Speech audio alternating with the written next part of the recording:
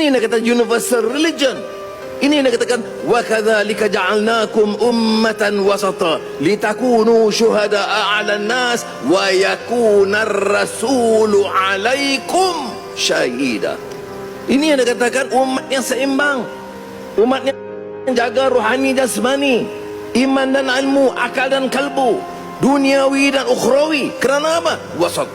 Wasatiyah. Tidak mendukung sikap melampau, tidak menghina orang berdasarkan warna kulit dan lain kelainan dengan kita. Malah dengan bukan Islam, dia tidak minta kita menghina, kerana umat Islam itu contoh terbaik.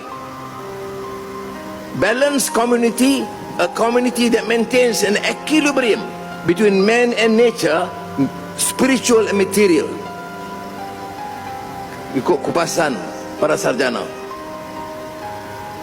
maknanya sama Islam mesti baik, kerana mukmin itu innamal mu'minuna ikhwah, muslim mukmin itu bersaudara. Tetapi saya ingat Sayyidina Ali bin Abi Thalib radhiyallahu anhu ditanya, ini kemanusiaan Islam. Percayalah orang kawan-kawan Pilah dan Nogori 9 ni, orang duk bicara tentang benci orang kaum ini balik negeri, ya.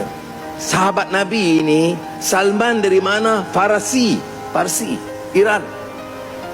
Jalaluddin dari mana? Jalaluddin Ar-Rumi dari Rom, Eropah. Bilal dari mana? Bilal Habasyah, Ethiopia. Orang kulit hitam, hamba abdi, bibir tebal, tapi mereka itu sahabat Rasulullah SAW. Diterima sebagai kalangan sahabat. Warna kulit berbeza, kau berbeza, betul mereka Muslim, tapi di mana yang diminta kita menghina orang lain bukan Islam? Kita diminta angkat martabat umat, kita diminta mengimarahkan masjid, kita diminta untuk jadikan peranan kita istajibu lillahi war rasul idza da'akum lima yuhyikum, tanggungjawab kita.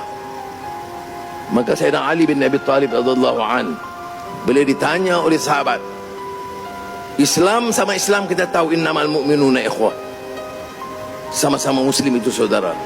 Bagaimana muslim dengan bukan Islam? Di Malaysia, di Pelah, di Nogori ini banyak juga bukan Islam. Bagaimana hubungan? Jawapan orang Islam kepada mereka. Jarang kita boleh tanya begini. Kadang-kadang dia ajar, jangan percaya, marah. Tapi Sayyidina Ali dengan hikmahnya, dengan makrifatnya, kalau ilmu tu Sayyidina Ali kata lazzatul ma'arifah.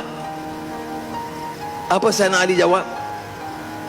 Sesama Islam itu akhukum fil Islam, saudara kamu sesama Islam. Bagaimana Muslim dengan bukan Islam? Sayyidina Ali guna istilah akhukum, saudara kamu, fil insaniyah, saudara kamu sesama manusia.